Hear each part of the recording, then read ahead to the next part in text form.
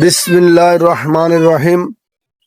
বন্ধুরা, আমাদের দক্ষিণ গরুঘাটা মিন্নত আলী ভূঁইয়া বাড়ির কৃতি সন্তান জনাব শেখ ফরিদ ভাই মাফিয়া খাতুনের চিকিৎসার জন্য ৩,০০০ টাকা দান করছে। আলহামদুলিল্লাহ, আলহামদুলিল্লাহ। আল্লাহ রাব্বুল আলামিন ভাইয়ের এই দানকে কবুল করুক এবং উত্তম যা দান করুক। তো এইভাবে আরো যারা আছেন আশা করব সবাই এগিয়ে আসবেন, তাহলে ইনশাল্লাহ এই অসহায় পরিবারটির মহিলাটির মনে করো চিকিৎসা হয়ে যাবে, অপারেশন সহ। আলহামদুলিল্লাহ, আমার বিশ্বাস এটা হয়ে যাবে, কারণ যেভাবে এলাকাবাসী আপনারা সহযোগিতা করতেছেন এটা আর কেউ রোখাইতে পারবে না।